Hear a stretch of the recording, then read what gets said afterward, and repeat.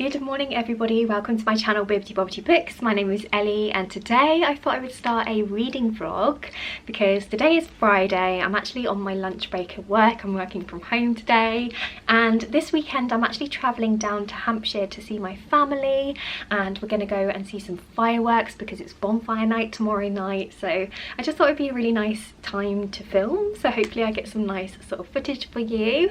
But yeah, I hope that you enjoy this video. In terms of my reading, so the book that I'm currently reading is actually a book called Dark Harvest by Norman Partridge. So this is a book that I'm reading on my Kindle and I'm pretty far through it, so I'm hoping to finish it fairly soon. It's actually a short story, it's a horror short story, and it has a really interesting sort of setting. So it's the perfect Halloween story because it revolves around this small town that has this really weird ritual every Halloween where basically this creature kind of emerges from the cornfields every year on Halloween, and all of the young boys in the town have to try and hunt down this creature and kill it before it reaches the church in the town centre. And the reason why they do that is because they want to win this desirable prize. So basically whichever boy manages to kill this creature ends up having this amazing prize. So yeah, it's something weird that happens in this town every year, and we're basically following the perspective of a boy called Pete who turns 16. So he's finally old enough to take part in this weird ritual which they call the run, and so we're seeing his experience of taking part in this this event for the first time. And yeah, it is the perfect Halloween read because this kind of creature that emerges from the cornfields has a pumpkin head, so it's very Halloweeny, and yeah, I've been enjoying it so far. It hasn't been anything amazing for me, but it has been quite entertaining, and yeah, I've found it quite an interesting concept. So I'm looking forward to seeing how things conclude because I'm not quite sure where it's gonna end up going.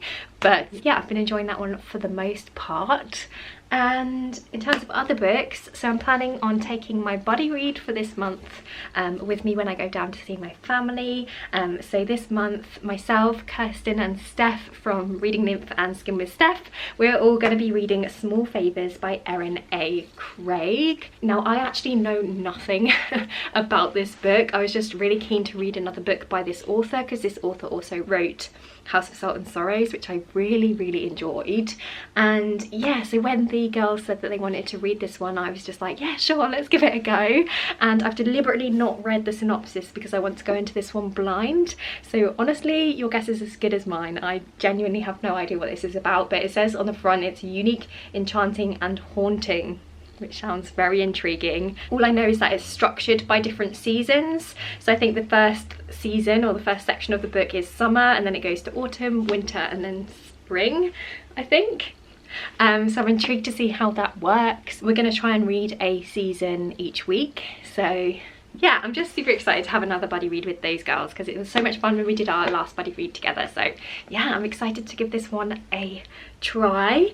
Anyway, I need to sign back onto work because I only have half an hour lunch break, so I need to go and sign back on. But I will speak to you a little bit later when I am travelling home to Hampshire to see my family.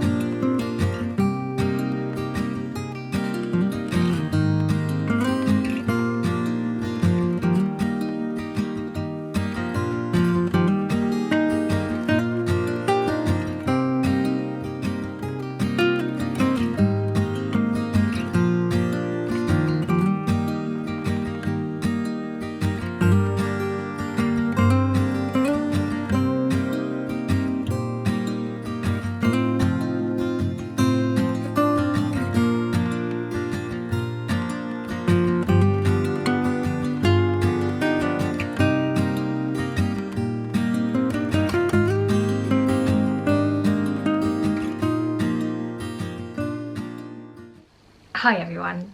So this vlog has been a little bit of a fail. As you might be able to tell, I am now back home. It is actually the following weekend, so I literally haven't picked up the camera all week. I had a really lovely weekend when I went down to visit my mum. It was actually really busy. I don't think I said on the vlog, but part of the reason why we went down is because we were looking at wedding venues. So we had quite a lot of time sort of doing wedding planning bits, and we had to try and cram quite a lot into a small amount of time because we're planning on having our wedding down near my family, and it's quite a far distance away from where we actually live, so we have to try and like cram quite a lot in when we were actually in the area. So it was actually quite a full-on weekend. But anyway, I'm sure you're not interested in that. In terms of my reading, again, I haven't done a whole ton of reading. I think my brain has just been a little bit busy. I don't know if you ever experienced that, but sometimes when you've got quite a lot going through your head, I find it hard to focus on my reading. So I've been mostly spending my time knitting. I've been knitting a scarf for someone for Christmas, which has been really nice actually. It's really therapeutic to just sit and do something with my hands. But I did finish Dark Harvest, which is the horror short story with the sort of monster with the pumpkin head that I spoke to you about, and I'm gonna be honest, I didn't really enjoy that one, mostly because of the ending. So I feel like a lot of the intrigue for me about the book was revolving around this town and its ritual and things, and I just found that the ending wasn't very satisfactory. Without wanting to give too many spoilers, it basically left things quite open-ended, and I feel like things weren't fully explained, and for that reason I just felt pretty frustrated with the book. There were elements that I liked about it. It is obviously very Halloween-y, and it read quite fast-paced, quite like a thriller. If you like that kind of story, then maybe you'd enjoy this, but yeah, it wasn't for me unfortunately, but never mind. I then started reading my buddy read for the month, which is Small Favours by Erin A. Craig, and from what I've read so far, I'm actually really enjoying this one. I'm really loving the writing style in here. It's so easy to just fall into, and not a whole ton has happened, but we've basically been following our main character, who is a girl, what's her name? Called Ellery, and she lives in this town with her family that borders this forest, and there's quite a lot of stories and folklore around this forest and around the town that they live in and how it was founded. And there's been some creepy things happening. Some of the villagers have been seeing things. They've been seeing sort of beasts with silver eyes, and no one really knows what's going on, and it's all very mysterious so far. So yeah, I'm very intrigued. I haven't really read the synopsis properly, so I honestly have no idea what's going to happen, but I'm enjoying the perspective of our main character, and I'm really loving the writing style, so I think this one's going to be a hit for me. And then I also just wanted to show you a couple of books, because when I went down to visit my mum this weekend, I had a little scour of her bookshelves, and I noticed that she had a book that I actually had by Ion on her shelf, and so I asked her if I could borrow it, and she said yes. So I have borrowed this book, which is called Entangled Life, and it's by Merlin Sheldrake. So this is actually a non-fiction book, and it's all about fungi, which is really, really cool. I just think this sounds really fascinating. If I read you a little bit from the inside, it says, "The more we learn about fungi, the less makes sense without them. Neither plant nor animal, they are found throughout the earth, the air and our bodies. They can be microscopic, yet also account for the largest organisms ever recorded. They enabled the first life on land and can survive unprotected in space and thrive amidst nuclear radiation. In fact, nearly all life relies in some way on fungi. These endlessly surprising organisms have no brain, but can solve problems and manipulate animal behaviour with devastating precision. In giving us bread, alcohol and life-saving medicines, fungi have shaped human history, and their psychedelic properties have recently been shown to alleviate a number of mental illnesses. Their ability to digest plastics, explosives, pesticides and crude oil is being harnessed in breakthrough technologies, and the discovery that they connect plants in underground networks known as the Wood Wide Web is transforming the way we understand ecosystems. Yet over 90% of their species remain undocumented. Entangled Life is a mind-altering journey into a spectacular and neglected world, and shows that fungi provide a key to understanding both the planet on which we live and life itself." I just think that sounds so interesting, and I'm very, very excited to get stuck into this one. There's also a few pictures and things and illustrations throughout, which is going to make the reading experience really fun. So yeah, I'm very excited for this one. It is quite chunky though, so I feel like this is the kind of book that I'm just going to dip in and out of when I'm in the mood. And then when I came home from my weekend away, I did come home to a parcel from Waterstones, so I thought we could open it together. This is one that I have been very, very excited for. Let's see if I can get it out. Wow, it's like proper jammed in there. Oh my goodness. There we go. So this is the sequel to Daughter of the Moon Goddess. So this is The Heart of the Sun Warrior by Sue Lynn Tan. I pre-ordered this one. It's the one with the sprayed edges from Waterstones, and I think it's also signed by the author. Yes, it is. It's signed by the author, which is so cool. So yeah, this is the second book in a adult fantasy duology, and I read the first book earlier this year. I did actually do a review video dedicated specifically to the first book, so I'll link that down below if you want to head over and check that one out. But I really liked the first one, so I'm very, very excited to get into this second one, and it's such a beautiful hardcover as well. So yes, so excited for that. Anyway, I need to go and actually crack on with some reading because I've been slacking a little bit this week, and I'm doing a buddy read, so I need to read a bunch this weekend to catch up with where I'm supposed to be at by Monday. So I am going to go make a cup of tea and I'm going to sit and do some reading, and then later on I'm out to play Dungeons and Dragons with some friends, and yeah, we'll just see where this vlog goes. I'm just going to carry on filming as and when, and hopefully I can put together a nice little reading vlog for you. So yeah, let's just see how it goes, and I will speak to you later. Bye for now.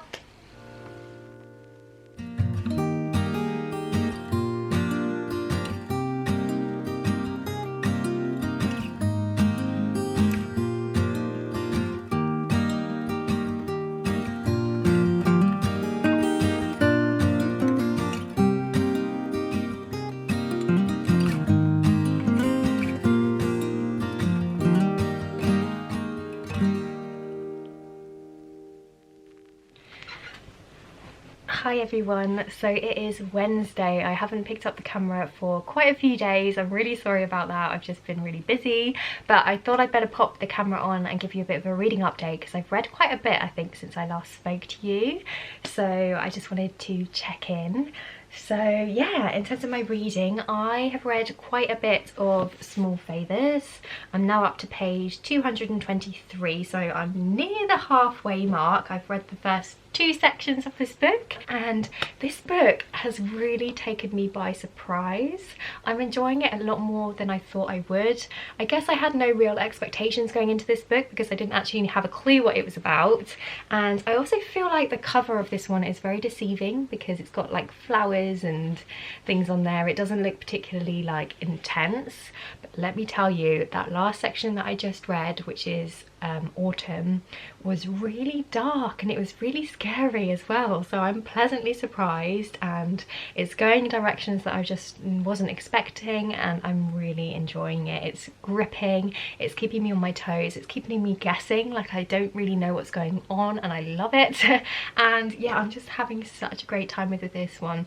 But definitely check out the content warnings before deciding to pick this one up because it is pretty dark and there's quite a lot of scary stuff, trust me. Don't go on the cover, trust what I'm saying, it's quite scary. But if you're looking for a spooky read to pick up this winter, then you might want to consider picking this one up. In terms of the plot, I don't want to give too much away, but we're basically following our main character Ellery, who is a young girl. She's 18 and she lives in a very small, close-knit village. She lives with her family, who are beekeepers, and she lives with her mum, dad, her twin brother, and also 2 younger sisters. And they have a pretty happy life, they're pretty content, although Ellery feels like she's a little bit left behind. She feels like a lot of the people around her are kind of moving on with their lives, but she's not really going anywhere, and she feels a little bit low, I suppose, because of that. And then everything basically kicks off off when we find out that some of the villagers went missing. So basically some of the villagers had to go on a run. They go on a run twice a year to, I guess, the nearby city. They have to go through the forest to reach another settlement to basically get supplies, and they went on this run and then they never came back. And basically there's this big meeting and there's discussions about whether or not they should do another run, or if that's too dangerous, because we think that those people probably died when they went on the run. I don't want to give too much away, but yeah, it's super interesting. There's lots of small town politics. The town itself feels a little bit culty. I don't really know what's going on. People are seeing strange things, and their town is bordered by this really creepy forest that no one's allowed to go into, and it's just really good. The intrigue is great. It's keeping me guessing and I'm just really enjoying it, so I couldn't recommend this highly enough. Anyway, I also started reading a new book. So I started reading this one. It doesn't have a dust jacket on it because I took it off because I started reading it, but this is House of Hunger by Alexis Henderson. This also has a random Christmas booklet in it, which I'm using as a bookmark. Does anyone else do that, where you just put a random thing in the book to act as a bookmark because you can't find any bookmarks anywhere? I swear I have hundreds of bookmarks, but I have no idea where they all disappear to. So yeah, anyway, I'm using that as a random bookmark. But yeah, I've only just started this book. I'm only up to page 32, so it's just kind of setting the scene really. And it's about this woman called, is it Marion, I think her name is? Yeah, Marion. And she is a woman who's very poor, so she lives in poverty. She struggles to make ends meet. She works really long intense hours as someone's maid, and she barely gets enough money to kind of live and to buy enough coal to keep herself warm. She hasn't got any parents. The only family that she has is her brother, but her brother is in a pretty terrible way. He's really unwell, and he's also an addict, so he's addicted to drugs, and spends time in kind of like opium den type things, I guess. So he's a little bit difficult to manage, and she basically one day finds this advertisement in the newspaper, and it's for a position of a blood maid. So this is a job role, and basically the idea is that the nobility, or the people with loads of money in this world, have these blood maids because it's quite fashionable to drink blood, kind of like vampires, I guess. So a lot of the nobility think that you get benefits from drinking blood, like health benefits and things, so it's become quite a fashionable thing. And you can apply to become a blood maid, which is basically where you go and you can let some of your blood to your owner and they can drink it, kind of like vampires, I guess. So it's pretty weird like idea, but I'm just very intrigued. And of course our main character decides to apply for this position because if you become a blood maid, then it means that you live a life of luxury. So you basically get to move in with this wealthy family, you get all of your finances sorted, you get fine clothes, fine dining, treated wonderfully. You just have to give away a little bit of your blood every so often for your owner to drink. So yeah, I'm really intrigued to see how the story goes when we actually get to this noble household, because so far I've only got up to the bit where she's seen the advertisement and decided to apply for the position. So I'm very much looking forward to her seeing her mistress, because I believe that she ends up becoming the blood maid of a countess. Yeah, Countess Elizabeth. And it says that she is magnetic, charismatic, seductive, and she takes a special interest in Marianne, who is eager to please her new mistress. So yeah, I'm very excited for all the sapphic romance, drama, tension, and I also believe excuse me, sorry, I think I'm getting a bit of a cold, but I also think there might be a little bit of a mystery in this book as well, so I'm excited to see how that all plays out. So yeah, that's all of my reading updates for now. I am now going to head off and sort out my dinner. I think we're having chili tonight, and I'll probably do a little bit more reading, do a little bit more knitting, and I will check in with you probably in the next couple of days.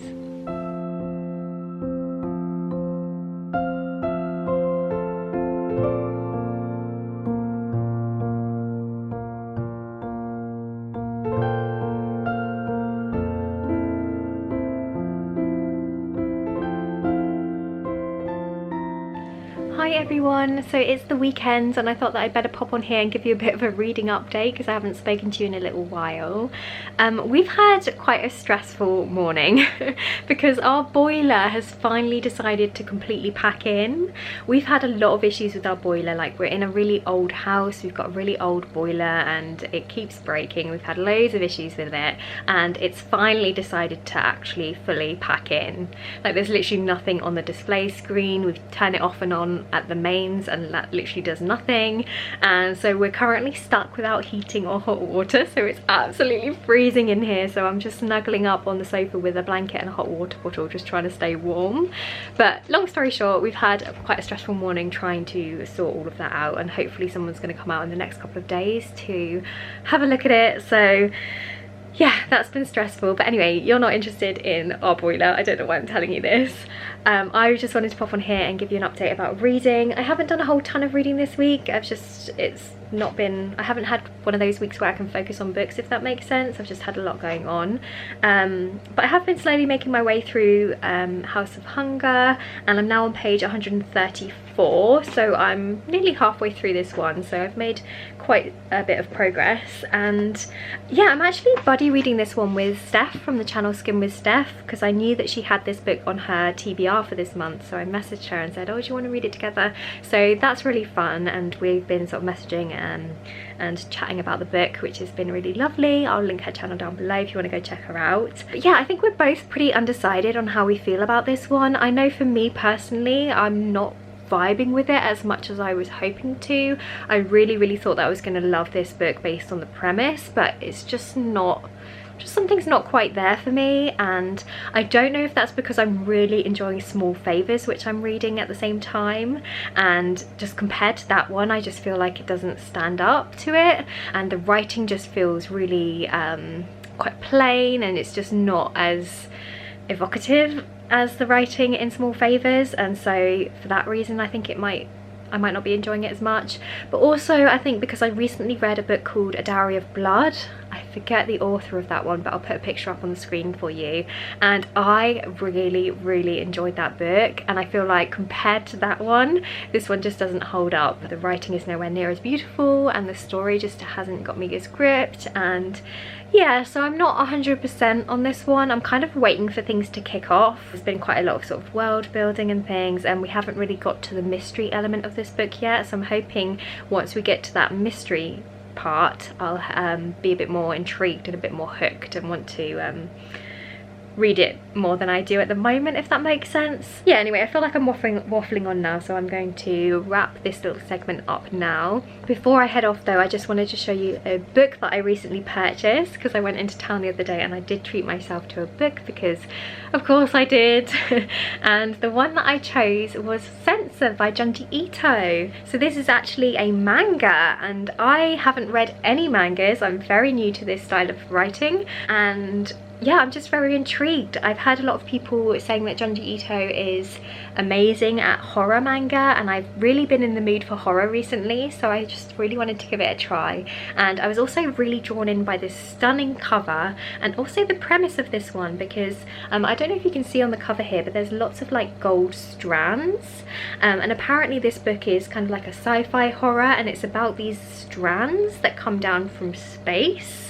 And that's just really interesting. I've never heard of a story like that before, so I'm very intrigued. The artwork as well is amazing and dark and gothic and terrifying, so that has me intrigued. I love the gold and the maroony colour, and it's also not too thick either compared to some other Junji Ito, so I thought this might be quite a fun one to start with. So yeah, I think I'm going to pick this one up this weekend, and I'm very excited. So yeah, my little introduction to manga. So I'm very excited for that. Anyway, I'm gonna head off now and do some reading and try and stay warm under this blanket, and then later I'm actually going to a place called Sandringham, and we're gonna go and see a light show, which is going to be really lovely. So I'll try and get some clips from that because I think it's going to be really beautiful. And yeah, I'll probably check in with you tomorrow.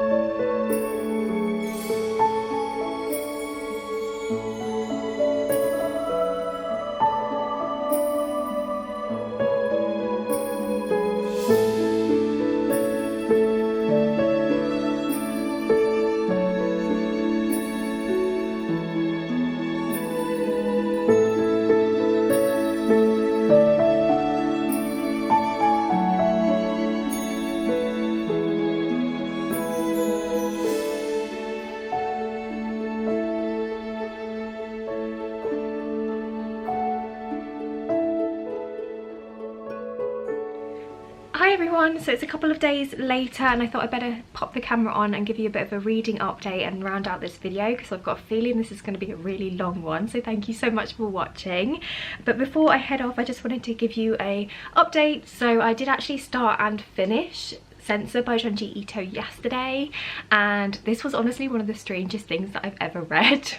It's the first manga that I've ever read, and it's a horror manga, and Junji Ito is known for having some pretty wild and out there sort of ideas, and that definitely came through in this story. I think I enjoyed it. I'm not entirely sure. I definitely appreciated the artwork because the art in here is absolutely amazing.